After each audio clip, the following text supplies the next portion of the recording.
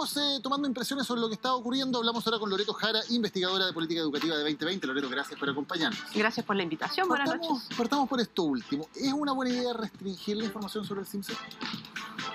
Es una idea que no resuelve demasiado los problemas de la simsificación del aprendizaje. Sí, o sea, si te fijas, llevamos muchos años hablando de las problemáticas del CIMSE y de si sirve o no sirve para mejorar los aprendizajes. ¿Y cómo desimsificamos la educación entonces para ocupar esa palabra? Una posibilidad muy cierta es devolverse como a los propósitos originales del CIMSE, que no era entregar precisamente información a las familias, sino proveer de información al sistema para que las políticas educativas se encaminen en la dirección correcta. O sea, que no se pudiera comparar entre colegios, por ejemplo. No era el propósito. El propósito inicial del CIMSE es obtener información respecto del nivel de aprendizaje que están obteniendo los estudiantes a lo largo de todo Chile. Por eso es una prueba estandarizada, por eso se aplica en ciertas condiciones y circunstancias simultáneamente, bajo ciertos parámetros de aplicación y de rendición.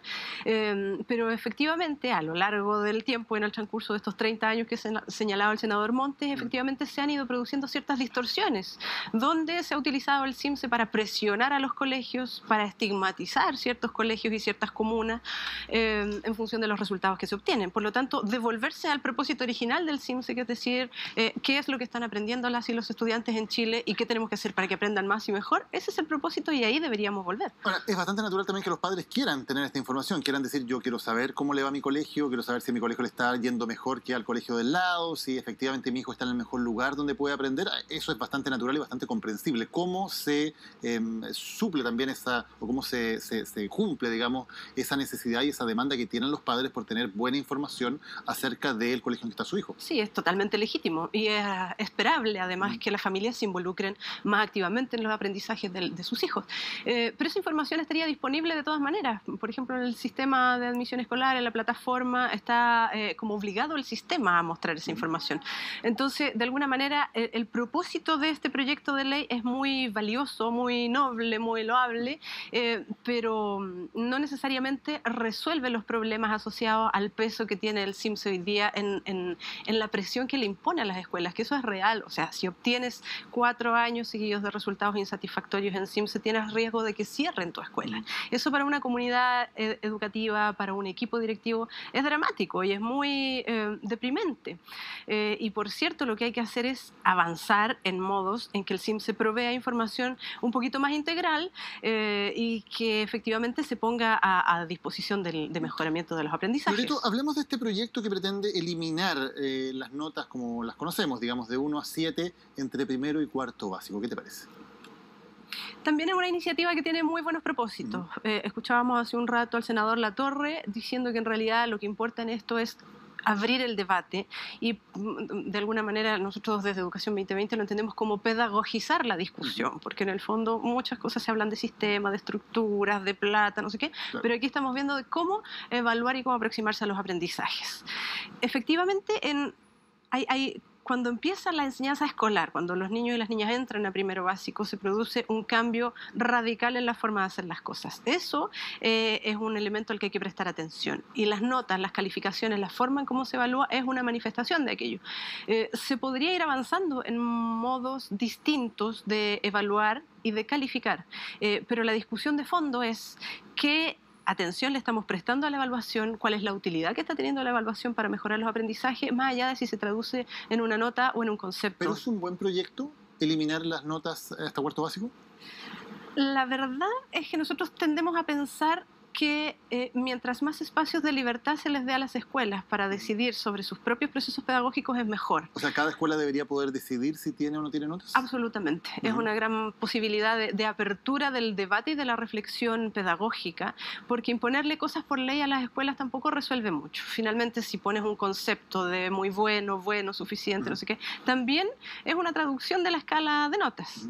Lo que debiésemos avanzar es que las escuelas, familias, apoderados, docentes, directivos, etcétera, vayamos comprendiendo la evaluación como un mecanismo y como un proceso y una herramienta al servicio del aprendizaje. Entonces, más allá de que la nota se use para castigar, como muchas veces se ocupa, o para motivar a los estudiantes que muchas veces te preguntan si esto es con nota, van y lo hacen, si no es con nota, como que pierde sentido en el fondo. Entonces hay que avanzar a formas más creativas de entender la evaluación. Se pone muchas veces el ejemplo de Finlandia. ¿podemos aspirar a tener algo parecido en términos de que por lo menos en los primeros años de educación no haya efectivamente notas? ¿O eso debería ser más bien la culminación de un proceso que es distinto y mucho más largo? Mira, yo no iría tan lejos para mirar buenos ejemplos, porque en Chile también hay colegios que ya están avanzando en estas decisiones. ¿Y hay alguna evaluación de esa experiencia?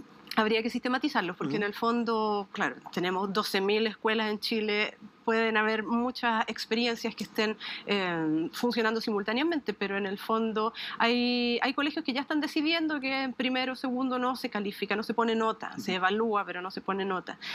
Hay que ver qué pasa ahí cuando pasan a tercero, a cuarto o a séptimo, octavo, porque hay ciertos procesos que se van perdiendo. La parte lúdica de la educación parvularia se pierde cuando los niños ingresan a la escuela. Entonces hay un tema de escolarización, de meterte como al formato escolar, que es bien brutal, es bien dramático, porque atenta contra el espíritu más genuino del aprendizaje, y las notas en eso en verdad influyen. Por lo tanto, es una buena idea abrir la discusión respecto de necesitamos poner notas, necesitamos evaluar de otra forma.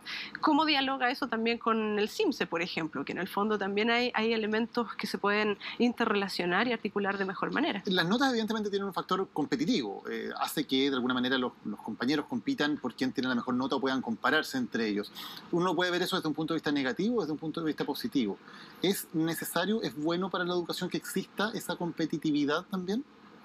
O sea, lo ideal es que avancemos hacia la colaboración y que los estudiantes sean más protagonistas de su proceso de aprendizaje. Para eso necesitan información. Evaluar es súper necesario siempre en todo proceso educativo. ¿Cómo hacemos que el estudiantado trabaje de manera más colaborativa, que utilice la información que recibe para mejorar su propio aprendizaje, para aprender respecto de cómo aprende? Esas son preguntas que debiese estar resolviendo la evaluación educativa en Chile. Efectivamente, muchas veces funciona como modo de competencia, a quién le fue mejor, a quién no, pero también de motivación. De verdad, hay veces que se mueven únicamente si eso va con nota, si no, no prestan atención. Entonces hay un tema cultural a la base de cómo estamos entendiendo el rol de la evaluación, que habría que también tratar de apuntalar por todos lados. Porque eso es lo que ocurre en la práctica. Hoy día muchas veces un niño dice, bueno, esto tiene nota, estudio, en cambio esto no tiene nota, por lo tanto no estudio, y se prioriza también de acuerdo a la nota. Eso es algo que ocurre hoy día. Exacto, y además hay presión respecto de la cantidad de calificaciones que se necesitan para aprobar determinada asignatura, los reglamentos de promoción o de reprobación también como que tienen ahí elementos que habría que articular. ¿Cómo avanzar en esto? Pensamos que formación docente y condiciones para el trabajo colaborativo de los profesores son claves, porque no se puede pensar cosas nuevas, ingeniosas, innovadoras, si es que no están las condiciones para atreverse a hacerlo. Y es un cambio cultural asociado también a cómo entendemos la evaluación, para mejorar, para saber cómo estamos aprendiendo y por dónde seguir. Y eso debiera pasar tanto a nivel de la sala de clase como a nivel del sistema. Loreto Jara, muchas gracias por habernos acompañado hoy. Gracias por la invitación. Buenas noches.